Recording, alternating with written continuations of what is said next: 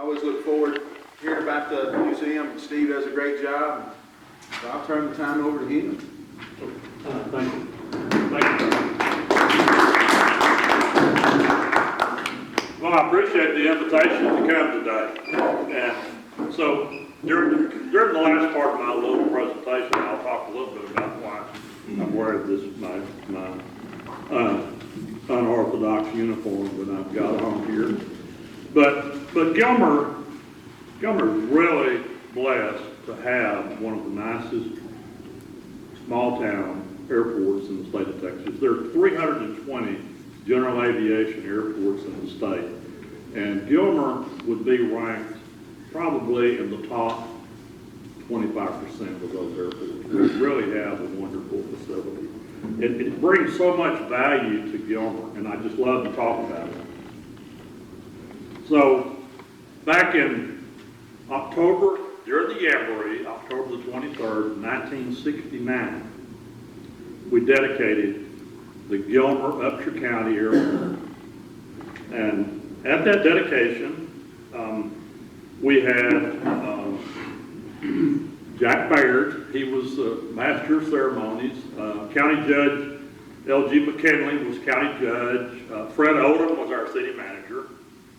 And Don McClung was our mayor. So some of y'all remember some of those names, I'm sure. And as guests of honor, we had Colonel Bobby Stevens.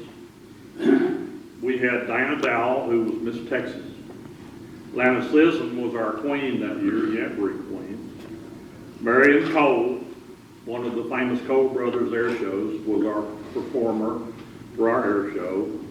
And in addition to all those dignitaries, we had George H.W. Bush Sr. He was our congressman at that time. So we had a pretty good group come out to celebrate the opening of our airport. You know, the airport is located out south of town, and how many know what that land was before we got it as an airport? Steve probably does. Randy. It was the Texas A&M Agricultural Extension Service Sweet Potato Research Farm. That's what it was.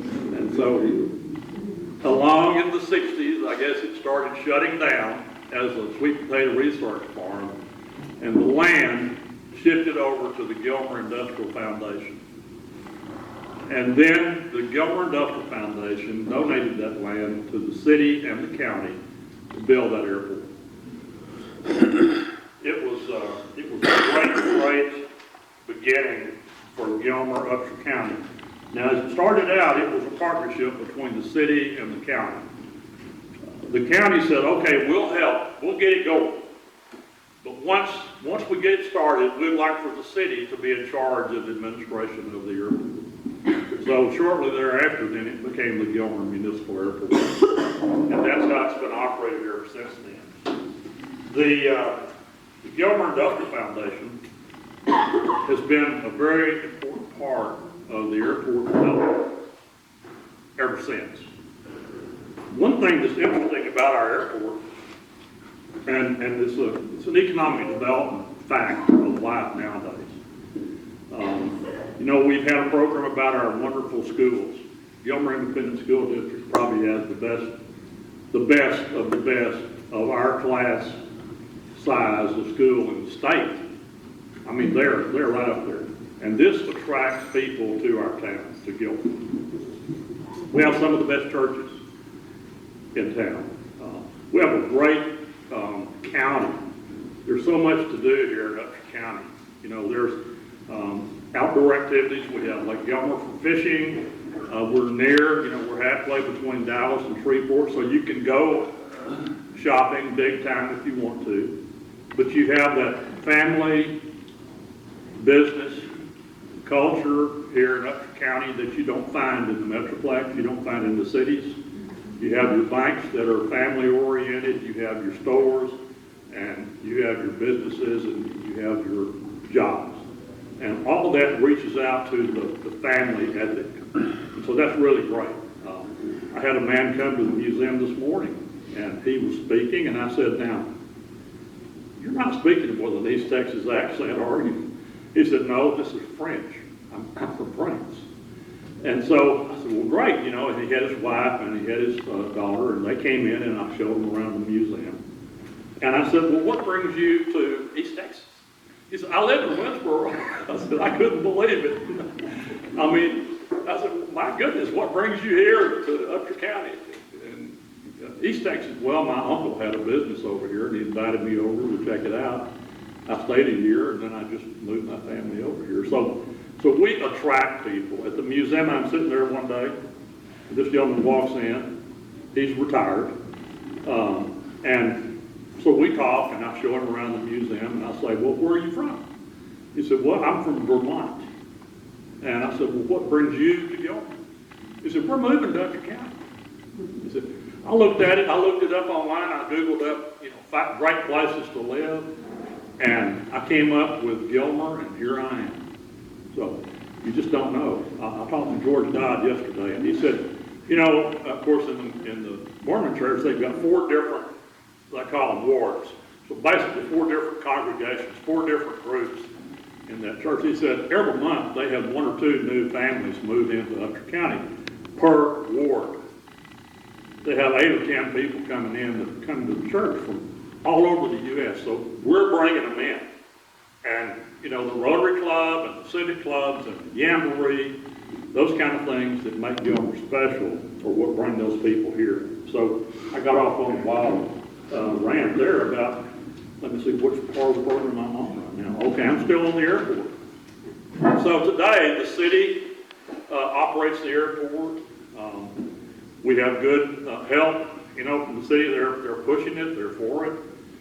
One of the nice things about a town like Gilmer having an airport, it's amazing how many businesses fly in here every week, almost every day. It's just incredible. You know, back in the 70s, Sam Walton flew in here. He came down from Arkansas and he was looking for stores, looking for locations to come to Texas. He stopped in Mount Pleasant. And Mount Pleasant was the first Walmart store in Texas. Well, he had some more time that afternoon, so he got in his airplane and he flew south.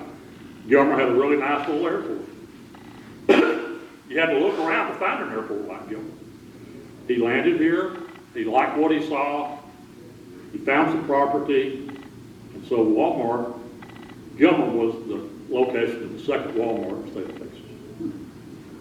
Our airport brought Walmart to Gilmer. Today, in ad valorem taxes, city, county, school taxes, and sales taxes, they bring in about $1 million of revenue to the city, the county, every year, the school. They bring it in. They bring in sales tax. They've got 200 and something employees out there. If we had not had our airport, they would not be here. You'd be driving to Winsboro instead of Winsboro driving to Gilmer. You know, it's an amazing facility that we have. Other businesses, they came in here. Here's a picture. People always talk about the Industrial Foundation. They relate that to Rob Roy, which is a good relationship. This is Rob Roy's Learjet when they flew down here for business for their factory here in Gilmer. We had another Learjet just like this that flew in here from Georgia Pacific. They were looking to buy timber from local landowners. So the airport is very important. Today we have 60 airplanes based in Gilmer. We have 60 airplanes based in Gilmer. About 4 of those are jets. We have several businesses that fly in and out of here every day. There are, right now, sitting out at the airport, there are 9 vehicles of passengers that left here either last night or this morning on business trips. There are 9, you know, F-150 or F-250 Ford Ranger pickups out there or whatever, and those people are doing business. They're out there getting after it.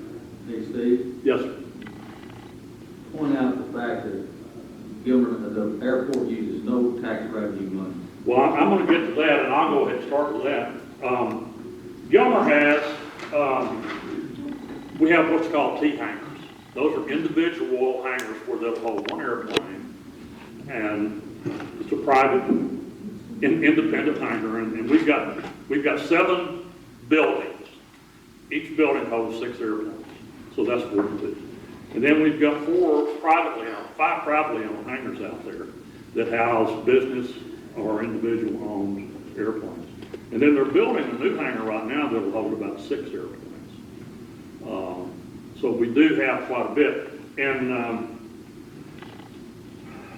in about 1998, we decided, the airport board, advisory board, wanted to build some hangars. We had just torn down the first 6 that we built. We built 6 in 1970. And they had served their useful purpose by about 30 years. So they were bought, paid for, and provided 30 years of income to the city. And then we tore them down because we were expanding our parking apron. About the same time we did that, we built the terminal building. We put in a weather station out there. The weather station reports to the weather system, usweather.com or .gov, every day, well, constantly, every few minutes it updates. That was provided by grants from TxDOT Aviation. Each grant that we have requires a matching grant to go with it. These were 90-10. The 10% grant that we got for our weather station, the 10% of our responsibility came from the Industrial Foundation.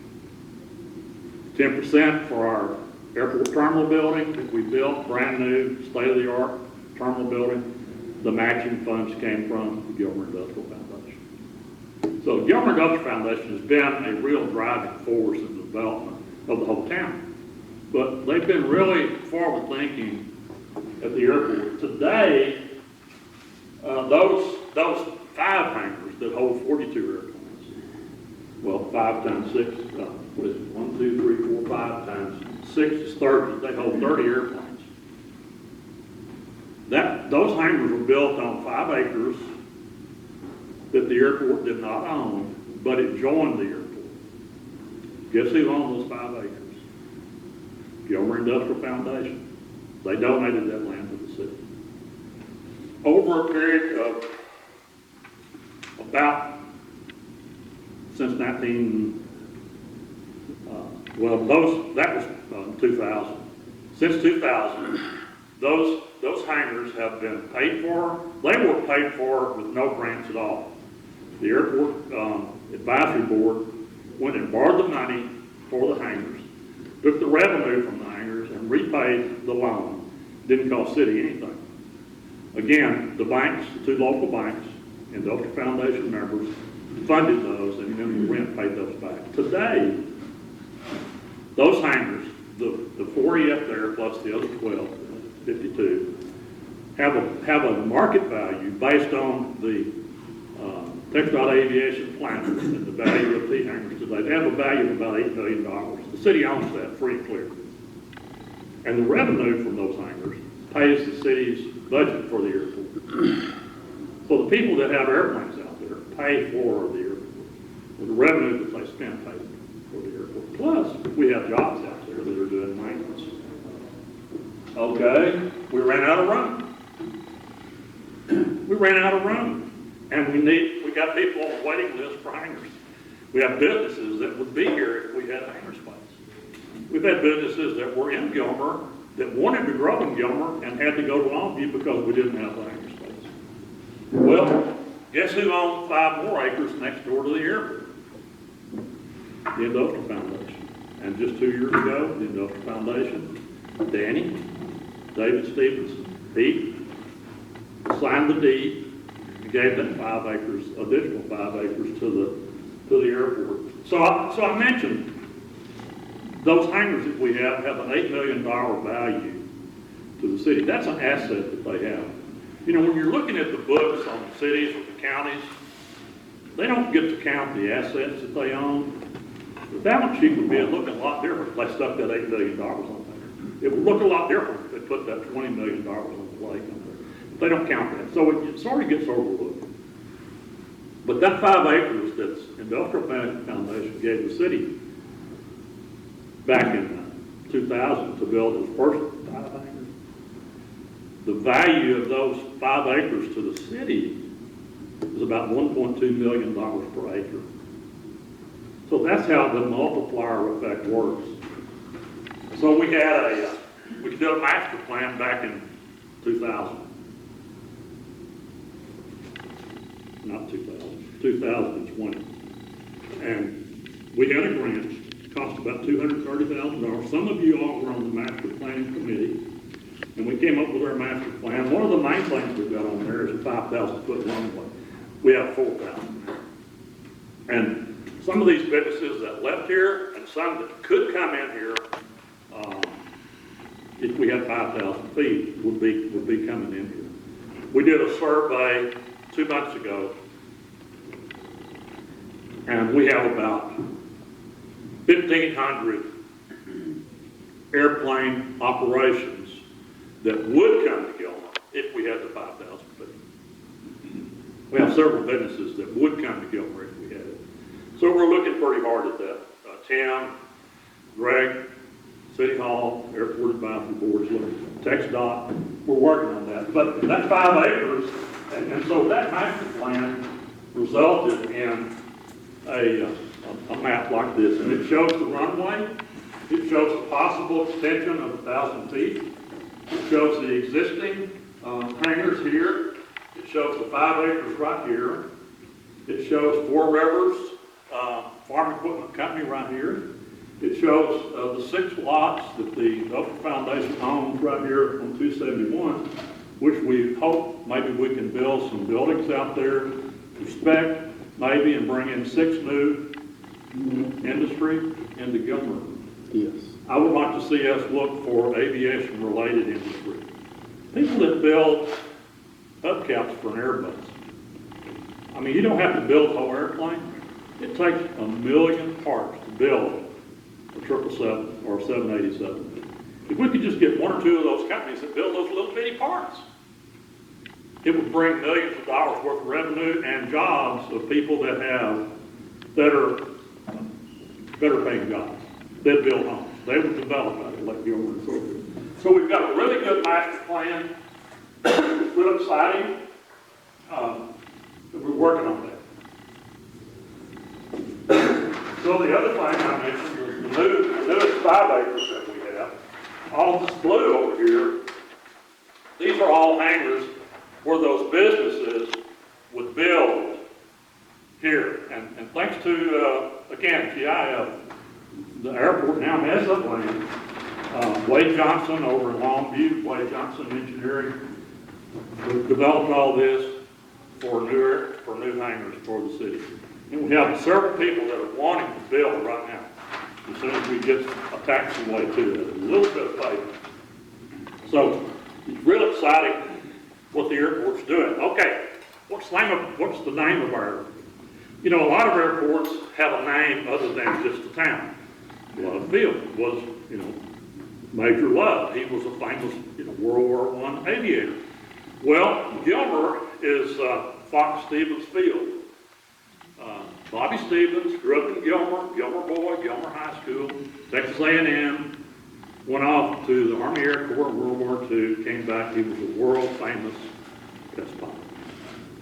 So, back on May the 1st of 1965, Bobby took off from Edwards Air Force Base in a Blackbird, SR-71, and set the world speed record and altitude record. 1965, the record still stands. They don't build this airplane anymore, but the record still stands. Nobody can beat it. It's the fastest flying, highest flying airplane out there. So, when we dedicated the airport in Bobby's honor in 2000, he had already passed away in 1984, but he was so famous that a whole handful of those test pilots that flew at Edwards Air Force Base with him back in the 60s were here in Gilmer to dedicate this airport in his honor. So we're lucky, and we're blessed to have such individuals as Bobby. They had a Bobby Stevens Day. This was in 66, the whole town turned out. We had big spread in Gilmer about Bobby and the exploits that he had. Great guy. He loved Gilmer. He said Gilmer was the best town in the world, and he loved to come to Gilmer, especially during the Jamboree. This is only one of probably a half a dozen or more books I've got in the museum that talk about the Blackbird and about Bobby. Just what an amazing story. What an amazing story. The airplane was built mainly out of titanium. One thing the engineers knew about the Blackbird was that it was going to have to deal with extreme heat, extreme temperatures. Because when you're flying at those kind of speeds, at Mach 3 times the speed of sound, which is faster than a 30-06 bullet, faster than a 30-06 bullet, you're going to create a lot of frictional heat. They figured it came up to about 650 degrees Fahrenheit on the outer skin. Now, if you ever think about it, when you turn on your oven and you turn it over to broil, that's only about 580. So the skin of that airplane was 600, 650. Of course, the temperature at 83,000 feet was like minus 65 centigrade. I mean, it's cold up there, but still 650 degrees on the outside. So they had to have a metal that would do that, and so they came up with titanium. That was the only thing that would do that. And the interesting thing about titanium is that they don't make it in the United States. And this was during the Cold War, and our biggest concern during the Cold War was Russia. Guess where all the titanium comes from? Russia. So we had to steal it from our enemy while we were having the Cold War to get the material to spy on them and to keep our... So they had some... So it's pretty cool some of the stories Bobby could tell about developing that airplane. The fuel had to be special because of the heat. The hydraulic fluid, the tires. You're flying along and those tires are right there under the belly like that, and you're going that fast. Those tires have got to take some heat. Of course, a lot of the same things now are the same concern with the space shuttle, which has been shut down. But of course, a lot of that was research to bring us up to the point that we were when we had the space shuttle, when we landed on the moon. When Bobby retired, he was working on the SST program, the supersonic transport, which was in development. And he was working on the engines and doing that. So we lost Bobby in '84. He was working for an aircraft engine company, and they were based over in Dachau, Germany. Y'all heard of Dachau. So they're sitting back there in the ready room, and they've had a good day, and they're relaxing, and they're watching a movie. Those magnificent men and their flying machines. And so that was one of his favorite songs. There you go. There you go. So that was one of his favorite songs, and that's one of my favorite songs of the museum. So anyway, so the airport brings in revenue. It brings in people, visitors. I've got a family coming at 1:30. I don't know where they're from, but they called and said they were coming, so I said, well, I'll be out there. So show them around, show them our airport, show them the museum, welcome them to Gilmer, make them feel at home, and they'll remember coming to Gilmer, I guarantee you. They'll remember Bobby Stevens. So a couple of things that we do with the museum that are interesting. Each year, Gilmer has a fireworks show on the night before the 4th of July. Randy started that with the Jamboree 15 years ago, Randy? Maybe so, yeah. Something like that. We have and now we've got one of the coolest little fireworks shows in East Texas. I know you get comments about that, Randy, and we have an air show. The museum puts on an air show right at sunset, and it's one of the coolest little air shows that you'll ever see. You should hear the comments that we get from that. So that's one of the things that the museum does. It brings all that focus to Gilmer and to our air show and to our town and to Fox Stevens Field and to Gilmer. It makes Gilmer kind of cool. Another thing we do at the museum, we honor the Berlin airlift candy bomb. That's a story back in World War II, right after the war, when Russia, well, they carved up Germany and they had East and West Germany. Berlin was the capital of Germany and it lay right in the center of East Germany. And they divided up Berlin into 4 sectors. The Russians had a sector, the French, the British, and the Americans. Well, the Russians decided we're going to starve out the city and we're going to take over. We're going to run the Americans, the French, the British out, and we're going to take over. Well, they closed the harbors, they closed the rivers, they closed the railroads, they closed the highways. They're going to starve out these 3 Allied sectors. So the U.S. military decided we're going to supply the city by air. And to make a long story short, they did.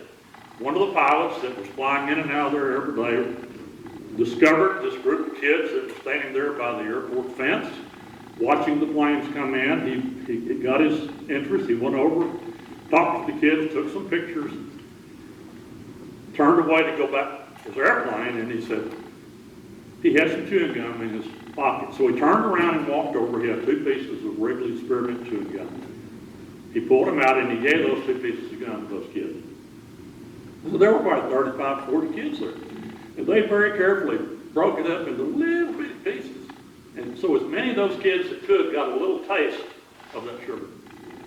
And then they tore up the paper that it was wrapped in and tasted that sugar. And he realized these kids were starving. So he said, look, he said, tomorrow I'm going to come in, and when I land, I'm going to drop some candy for you kiddos. Well, how are we going to know it's you? He said, well, I'll be wiggling my wings, and I'll be flashing my landing lights. So sure enough, he went home that night, back to Frankfurt. He told his roommate, bunkmate about that, gathered up all the candy he could find. He made little parachutes out of handkerchiefs. And as they were coming over, he dropped these parachutes with this candy.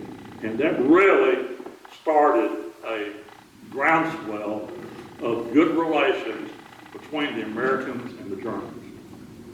I mean, here we had bombed the daylights out of Berlin. I mean, it was rough.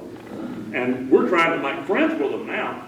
And this one little effort helped with that. And so now, every April, we get the 5th graders and we teach them that story of history.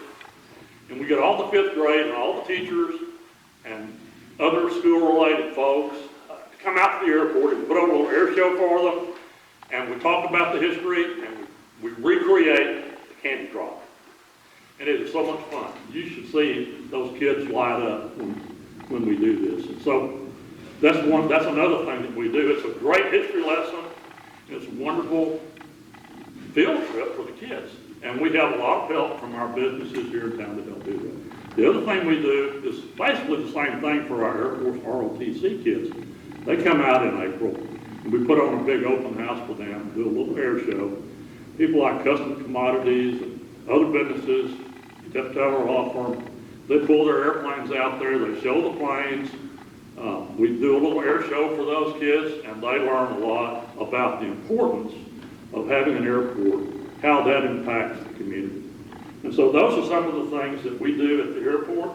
I've got these things if you want to look at them, but I do appreciate your attention. Thank you for inviting me. Now I'm going to tell the biggest secret in the world. Atlanta asked me to do this program a month ago. I opened my email this morning to see make sure Stacy had put the song in there. And then I turned to the next page, the cover, and it said I was the program. You've been screaming. So I've known about this for 2 hours. So thank you so much.